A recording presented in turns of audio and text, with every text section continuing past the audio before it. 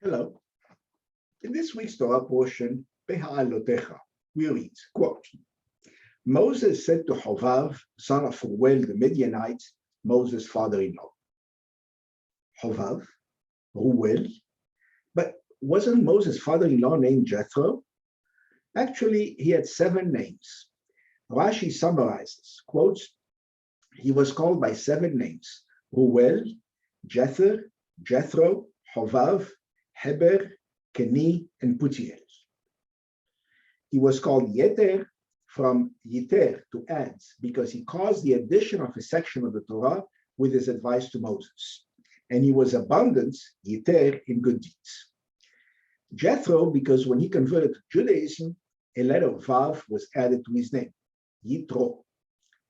Hovav, because he loved Havev, God and the Torah. Ruel, Reuel. Torah says that Reuel was Hovav's father, but sometimes children call their grandfather father. Keni, because he was zealous, Kinei, for God, and acquired Kana, the Torah. Hever, because he was the associate of God. Putiel, because he had renounced idolatry, Niftar. An opposite interpretation is that he fattened calves, Pitem, for idolatrous sacrifices before he converted. The Torah frequently tells us that somebody's name was changed by God or people for a stated reason. Examples. God renamed Abraham because he was to become father of many nations. God renamed Sarai, my princess, Sarah, because she became princess over all. God renamed Jacob Israel because he struggled with God. Pharaoh gave Joseph the name Tzafnat Panea because he was an explainer of hidden things. Hadassah is better known by her non-Jewish name Esther.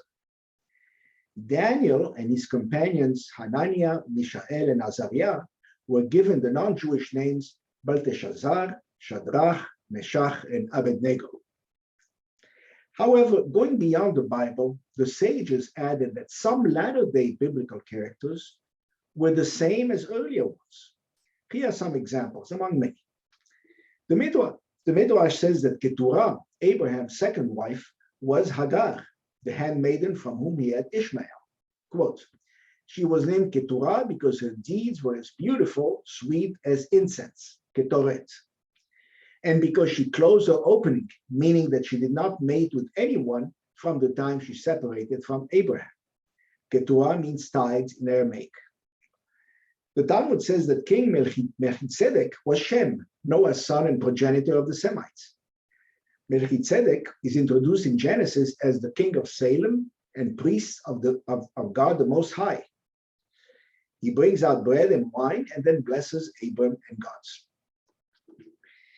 The Talmud says that Ethan the Ezrahite, Etan HaEzrahi, described as almost as great in wisdom as King Solomon and author of Psalm 89, was Abraham, and that Heman the Ezrahite, author of Psalm 88, was Moses. In the Talmud, Rabbi Akiva says that Zelophehad, the man who died without a son and whose 5 daughters wanted to inherit from him, was the nameless man who was killed for picking up sticks on Shabbat. But not all agreed with him. Quote, Rabbi Yehuda ben Betera said to him, Akiva, in either case, you will be judged in the future for this teaching. If the truth is that they are indeed the same man, the Torah concealed his identity and you revealed it. And if the truth is that they are not the same man, you are unjustly slandering that righteous man. The Talmud says that Hadach, mentioned in the book of Esther, was Daniel.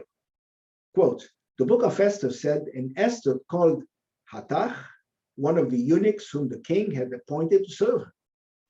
Rav said, Hatach is Daniel. Why was he called Hatach?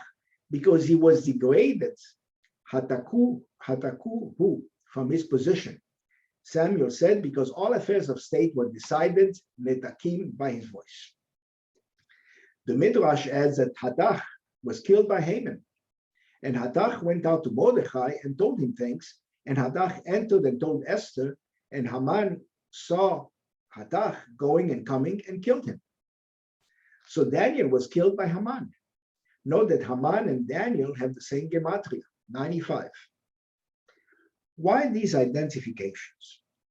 One can be confused by this proliferation of identifications of latter-day characters with earlier ones, frequently widely separated in time and space. If these are intended as factual, why weren't they stated in the Bible itself? If these are intended as parables, what is the lesson? There are many possible answers. Rav Tzvi Hirsch Hayet, 19th century Galician sage, in his introduction to the Talmud, Mevoh HaTalmud, says that the ancient sages identified two people to emphasize their similar qualities. An identity is always more powerful than an analogy. Another opinion is that the Bible sometimes presents us with a new individual with no introduction. Since nothing is superfluous in the Bible, we must conclude that that individual was introduced before and much is known about him, and it's up to us to deduce who that was. In fact, the rabbis' identifications bring proof texts from the Bible, omitted here. My own opinion is that this tendency comes from the fact that the sages viewed everything in minimalist terms. All of Judaism does, beginning with the belief that God is one. That belief imbues one with the faith that many things that appear to be different are in fact related and have a common origin. It's an attitude, a frame of mind, and one does not even have to be religious to have it. It's enough to have been raised in an environment where such faith is tacitly in the background, backed by hundreds of generations. Let me use an example from my field, physics. Physics have discovered that there are four natural forces: gravity, electromagnetism, the weak nuclear force, and the strong nuclear force.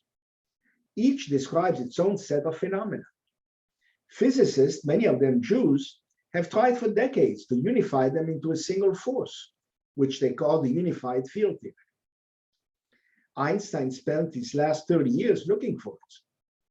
In 1979, 3 physicists got the Nobel Prize for unifying electromagnetism and the weak nuclear force. Yet, there is no requirement that these forces must be unified. They describe different sets of phenomena. And if they cannot be unified, so be it. But the faith of the scientists is that they are, and that finding the supreme law will yield new insights into how nature operates.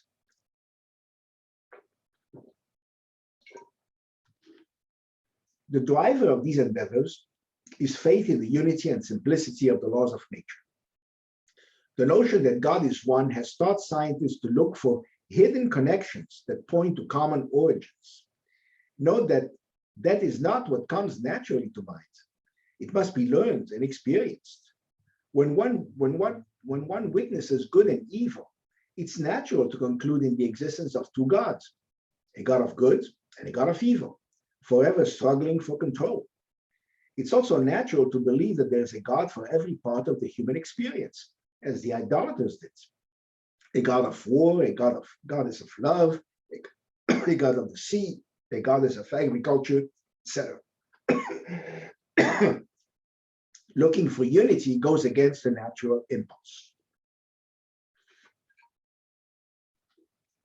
The Jewish notion that God is one gave birth to the spirit of synthesis, the quest to minimize the laws of nature, to unify everything, and try to show that all observations and experimental results can be derived from a single theory. I believe it also impelled the sages to believe biblical characters reappeared with different names. Shabbat Shalom.